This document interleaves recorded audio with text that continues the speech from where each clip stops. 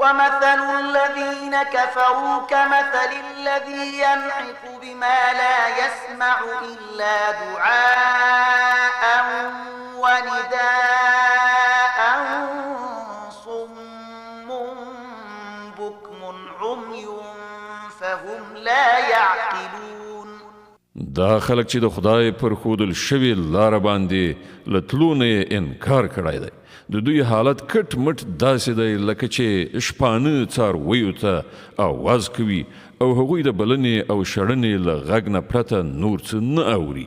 دوی کاڼه دي، ګونګیان دي، ړانده دي، ځکه خو په هیڅ خبره نه پوهیږي. يا أيها الذين آمنوا كلوا من طيبات ما رزقناكم واشكروا لله إن كنتم إياه تعبدون. اے مؤمنانو، که تاسې په رښتیا سره د همدې الله بندګي کوونکي یاست، نو کوم پاک شیان چې مونږ درکړي دي هغه په بې پروایۍ سره خورئ او د الله شکر باسئ. إنما حرم عليكم الميتة والدم ولحم الخنزير وما أهل به لغير الله فمن اضطر غير باغ ولا عاد فلا إثم عليه إن الله غفور رحيم. د الله له لوري که پر تاسې څه بندیز لګول شوی دی نو هغه دا دی چې د خپل مړه شوي یعنې مرداره غوښه د وینې او د خوږ د غوښې له خوړلو نه ډډه وکړئ او داسې کوم شی مه خورئ چې پر هغه باندې له الله نه پرته د بل چا نوم اخیستل شوی وي. هو که څوک د اړتیا په حالت کې وي او له دغو شیانو نه څه شی بې له دې چې د قانون ماتولو اراده ولري یا له حده تیری وکړي وخوري، نو پر هغه باندې څه وبال نشته. الله بخونکی او رحم کوونکی دی. إن الذين يكتمون ما أنزل الله من الكتاب ويشترون به ثمنا قليلا أولئك ما يأكلون في بطونهم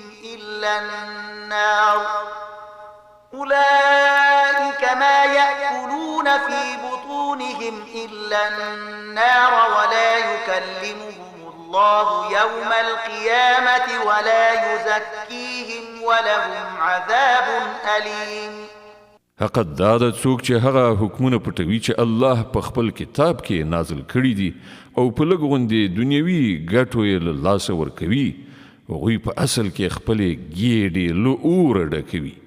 د قیامت په ورځ به الله جل علا شانه هیڅکله له دوی سره خبرې ونه کړي او نه به یې تزکیه کړي او د هغو لپاره دردونکی عذاب دی.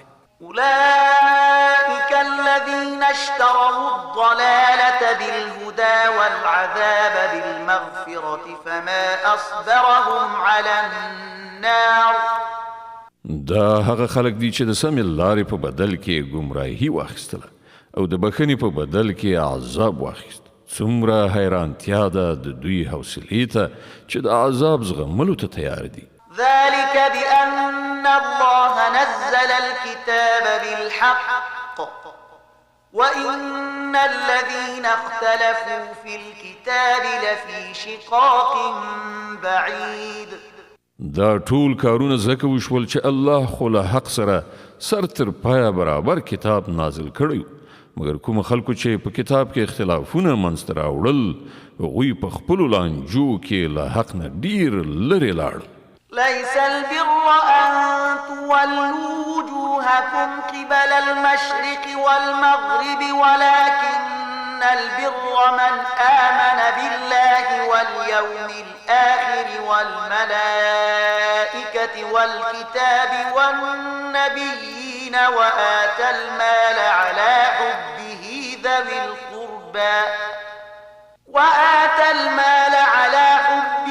ذوي القربى واليتامى والمساكين وابن السبيل والسائلين وفي الرقاب وأقام الصلاة وآتى الزكاة والموفون بعهدهم إذا عاهدوا والموفون بعهدهم إذا عاهدوا والصابرين في البأساء والضراء وحين البأس أولئك الذين صدقوا وأولئك هم المتقون.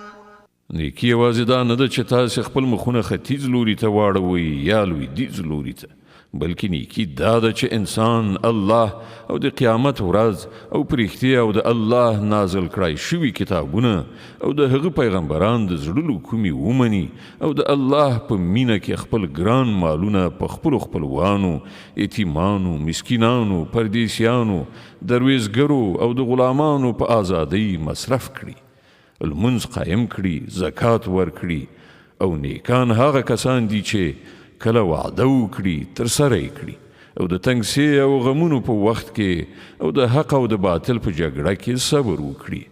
همدا ریښتیني او همدا پرهیزګار خلک دي.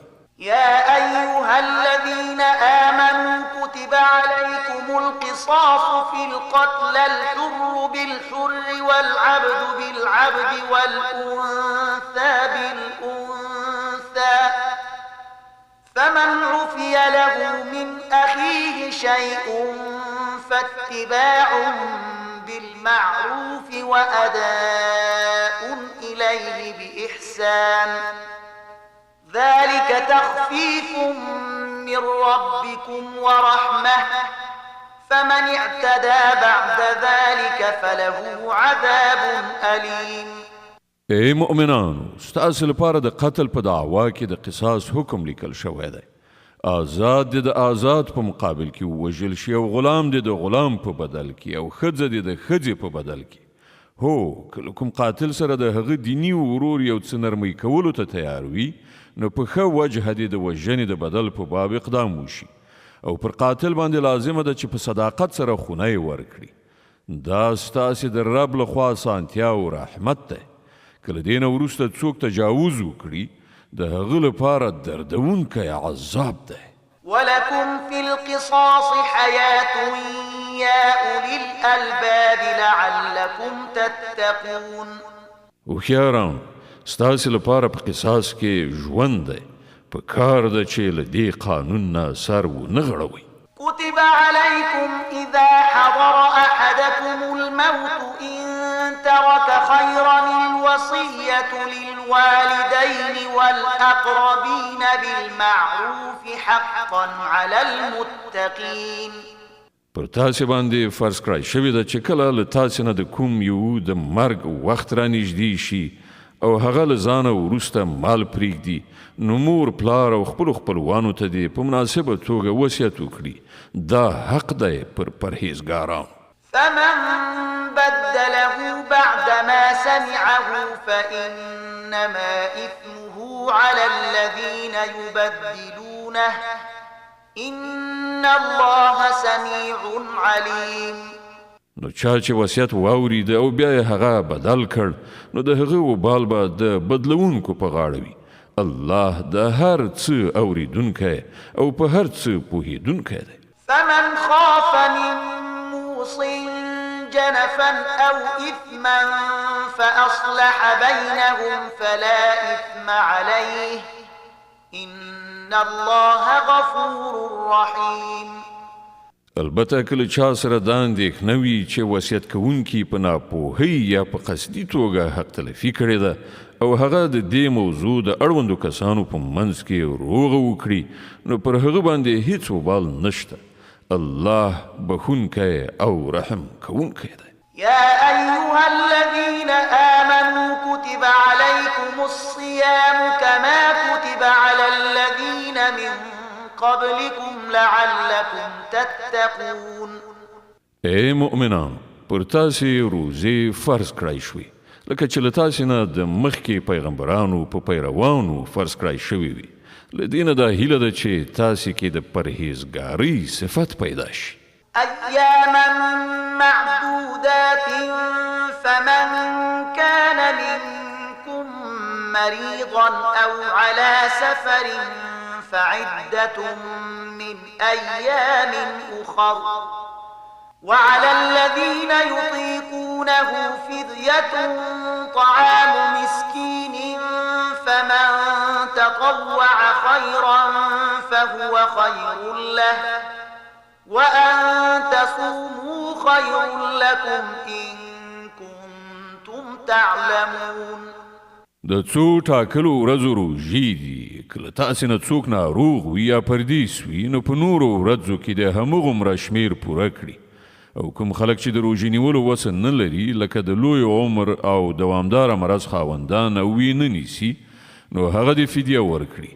د یوې روژې فدیه یو مسکین ته خواړه ورکول دي. او څوک چې په خپله مینه څه زیاته نیکي وکړي نو دا د همغه لپاره غوره ده. خو که تاسې پوهیږئ نو ستاسې لپاره ښه همدا ده چې روژه ونیسئ.